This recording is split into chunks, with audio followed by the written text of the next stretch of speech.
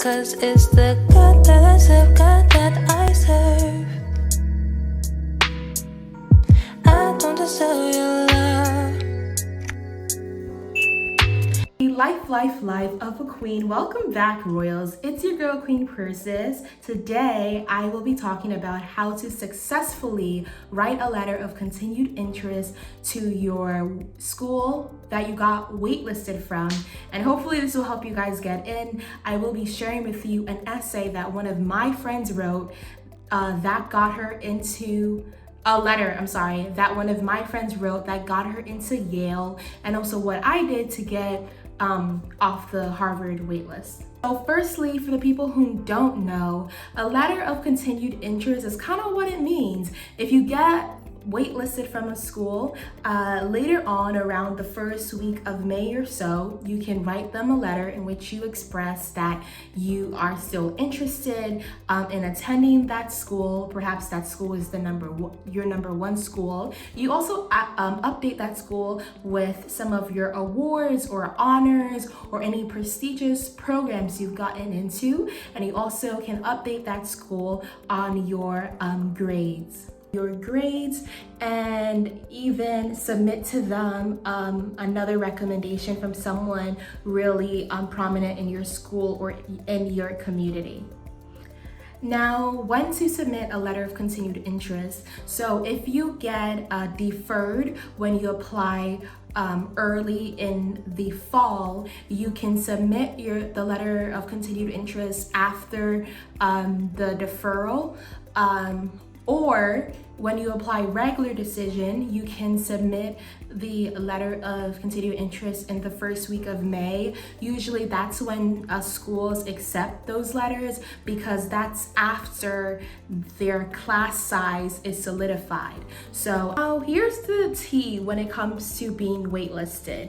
Usually after a school has finalized their accepted class, as in the students who chose to accept their admissions officers, those schools may look at their wait lists and hand select students who can fulfill the sort of class demographic that school hopes to have.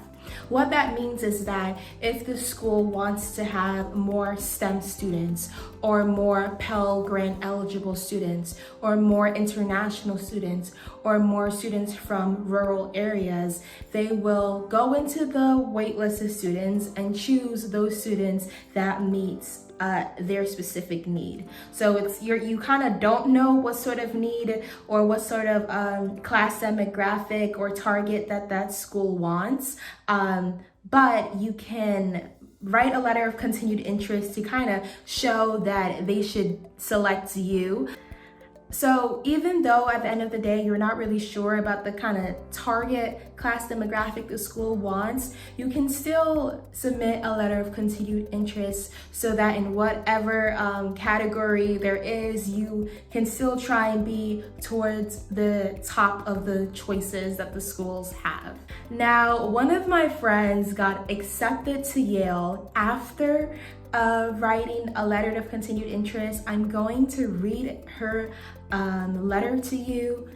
She basically got into Princeton and realized that Princeton wasn't for her, and so she submitted this letter, and I'm actually gonna do a voiceover.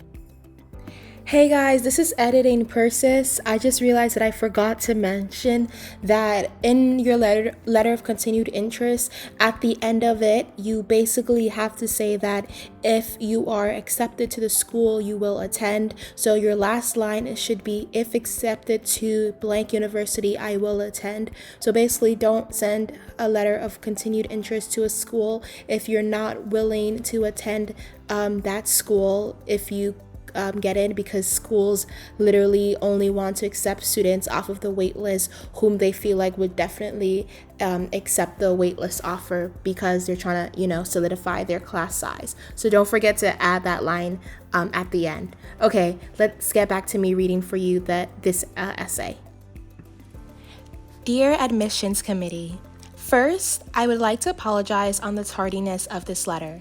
I had been taking care of my grandmother in the hospital. When I received my status, I was right next to her. Although my grandmother did not have any knowledge on colleges in general, I still told her I heard great news. I knew being waitlisted by Yale University is already a huge accomplishment for me. 2 years ago, I visited Yale with my mother. Never had the privilege to attend college, my immigrant single mother knew the importance of higher education.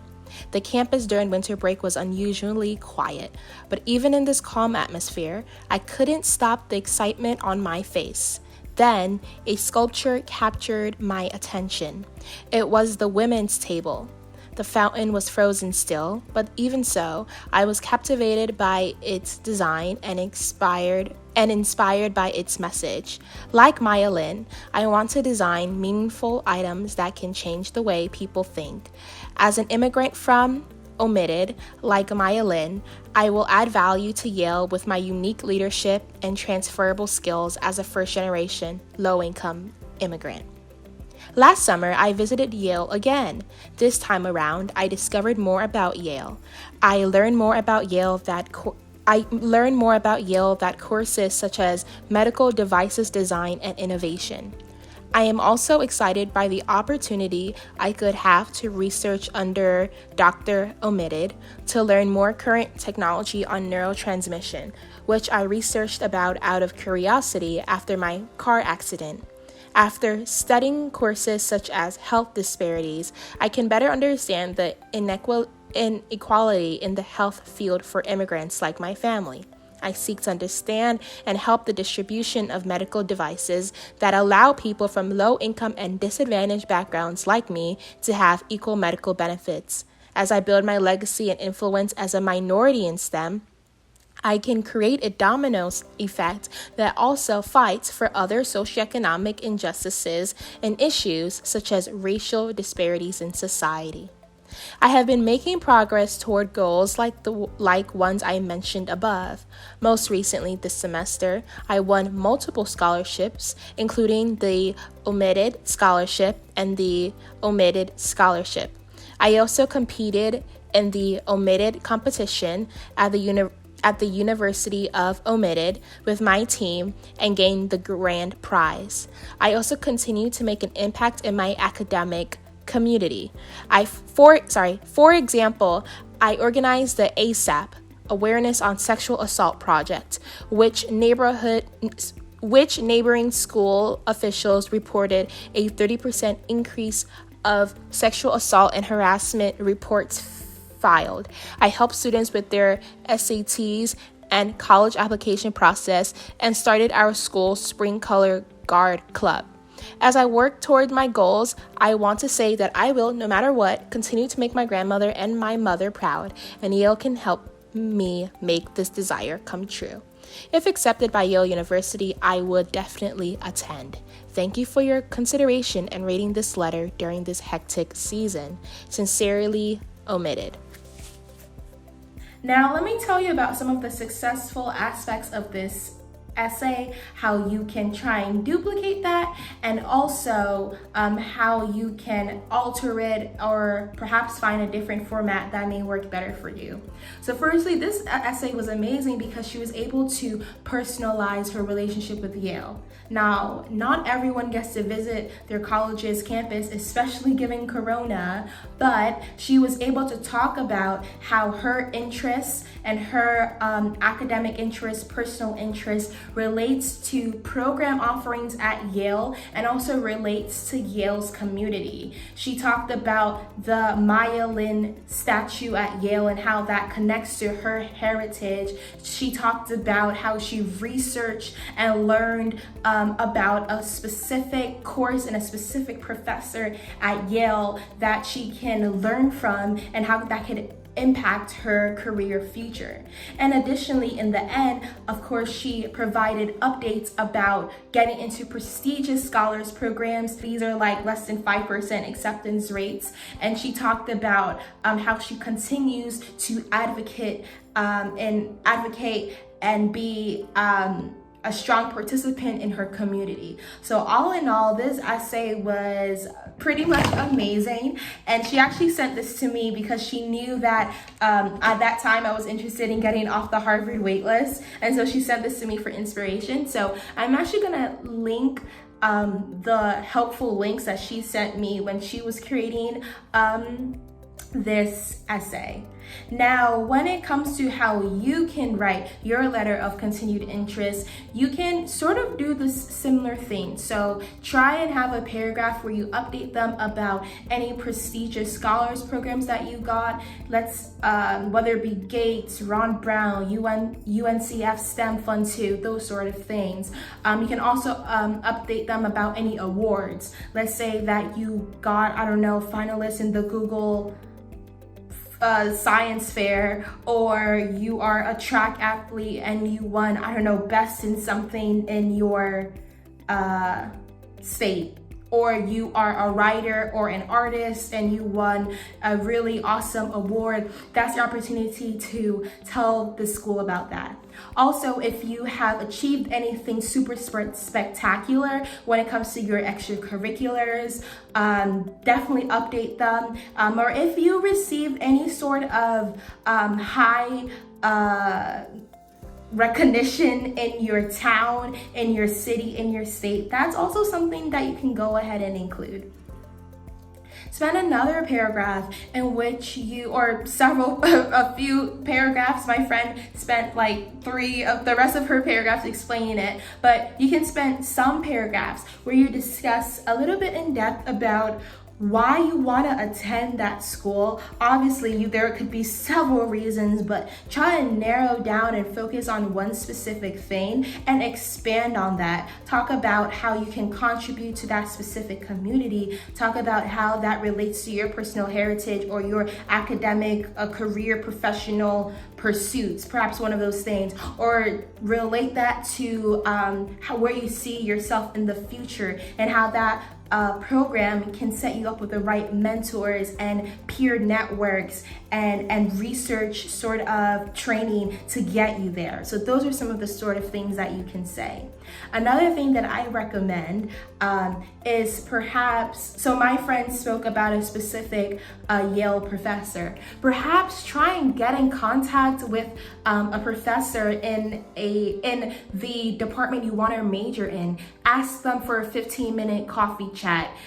Or get in contact with a senior whom is in that department. Ask that senior for a 15-minute coffee chat and try and learn about what that department does, or what that professor researches, or what that student has learned during their experience. And you can go ahead and plug that person's name and kind of say that you spoke to them and you learned more about that community, that program, whatever, and it kind of confirmed your desire to be there, or your desire to learn from there. You guys know what I'm saying? Like, you can go ahead and try and like an insert a small little connection, try and name drop a little bit, nothing too crazy. But now that we are in the Zoom world, it's so easy to connect with people, and you can definitely show that you took advantage of kind of this expansion of network, or trying to understand more about the community, especially given the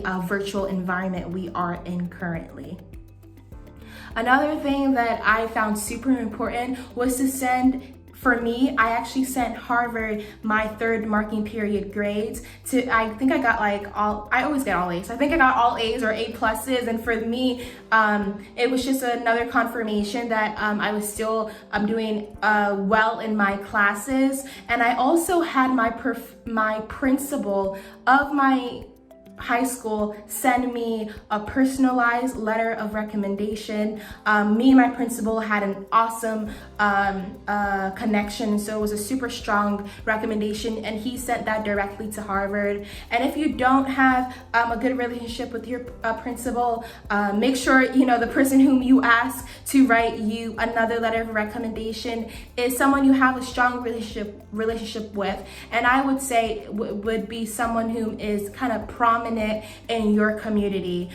So I would say your pastor, your supervisor of your district, your principal, maybe your mentor who is really advanced in their career or their profession, or perhaps your mentor who knows about how you show up in your community and your academics and your personal life, and kind of can add a completely different, more in-depth dimension to your application. Or if you do like sports, maybe the head of the, I don't know, sports in your district.